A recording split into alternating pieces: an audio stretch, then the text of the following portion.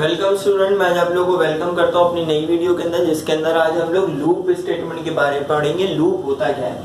सबसे पहले तो ये समझ लें लूप होता क्या है। इंग्लिश के अंदर भी लूप हम लोग कंप्यूटर साइंस के अंदर बाद में देखेंगे, पहले हम लोग देख लेते हैं इंग्लिश में लूप क्या होता है। लूप का मतलब एक राउंड लेके वहीं पे वापस आ जाना। किसी का मतलब यानी कि लूप एक जगह से निकला और वापस वहीं पर आ गया, तो उसको लूप बोलते हैं हम लोग इंग्लिश के अंदर। अब कंप्यूटर साइंस में देख लेते हैं। अब for loop is a control flow statement for a specific iteration which allow code to be executed repeatedly।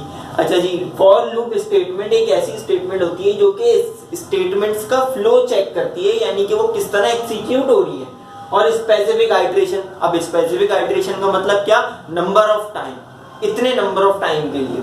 which allow code to be executed repeatedly, जो कि अलाउ करता है कोड को कि बार बार रिपीट होता जाए। जैसे एक चीज रिपीट हुई, जैसे 1 रिपीट हुआ, 1 के बाद फिर नंबर 2 रिपीट हुआ, फिर उसके बाद 3 रिपीट हुआ। मुझे 10 तक अगर, अब यहाँ पर हम लोग यहाँ पे इसी चीज का प्रोग्राम देख लेते हैं। मुझे अगर 1 से 10 तक प्रिंट करवाना है तो मैं किस तरह का प्रोग्राम लिखूंगा, तो हम यहाँ पे देख लेते हैं प्रोग्राम। अब सबसे पहले मैंने इंट काउंट ले लिया, काउंट को हम लोगों ने इंट एज अ इंट ले लिया। अब क्या है काउंट, यहां पर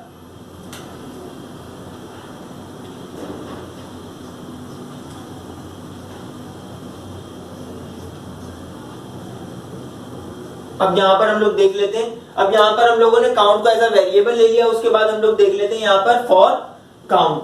अच्छा जी, अब यहां पे कंडीशन लगा देते हैं फॉर काउंट। यहां पर काउंट की वैल्यू क्या है? अभी जो इनिशियल स्टेज है उसके बाद काउंट की वैल्यू क्या है? 1। ठीक है, अब आगे आ जाते हैं। काउंट इज ग्रेटर देन और इक्वल टू 10, यानी काउंट जो है हमें कब तक चलाना है? जब तक 10 ना आ जाए, या ग्रेटर देन और इक्वल टू 10, यानी कि जब तक 10 ना आ जाए, जब तक हमने काउंट चलाना है।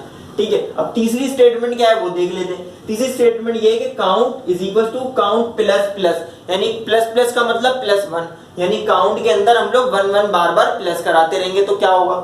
अब यहाँ पर देख लेते हैं, जब ये प्रोग्राम रन होगा, बेसिकली प्रोग्राम कंप्यूटर ने जब एग्जीक्यूट करना शुरू किया, यहाँ का इंट काउंट, भाई काउंट एक वेरिएबल है, उसके बाद उसमें ये स्टेटमेंट देगी। उसके बाद ये इसके अंदर चला गया, इस वाली ब्लॉक के अंदर चला गया। अब ये ब्लॉक को रीड करेगा। सी आउट क्या है? यहां पर ये \n का मतलब एक लाइन छोड़कर होता है \n का मतलब। नंबर, यहां पर \n का मतलब यहां पे आएगा नंबर के बाद क्या आएगा? काउंट। सी आउट काउंट, यानी काउंट क्या है? 1 है। अब हमारे पास प्रोग्राम का आउटपुट कुछ इस तरह का आने लगेगा। यहां पर आएगा नंबर 1, फिर उसके बाद यहां पर आएगा, ये पहुंचेगा रिटर्न 0 नहीं, फिर यहाँ पे फॉर लूप के अंदर वापस फॉर के अंदर जाएगा। देखिएगा काउंट 1 है, हाँ 1 है। काउंट 10 के बराबर तक पहुंच गया? नहीं पहुंचा भाई। अब ये काउंट 1 + 1, वापस इसमें 1 प्लस करो तो ये यहाँ पर नंबर 2 हो जाएगा। फिर इसी तरह नंबर 3 हो जाएगा। फिर इसी तरह सो ऑन, नंबर जो है ना चलते रहेंगे और यहाँ पर 10 पर ये पहुंच जाएगा। नंबर 10 तक जब ये पहुंचेगा, इस तरह बार बार लूप में चलते चलते फिर ये नंबर 10 पे पहुंचेगा, फिर ऊपर जाएगा। फिर ये देखा काउंट 1 था, हाँ 1 था भाई, 10 तक पहुंच गया, भाई 10 तक पहुंच गया।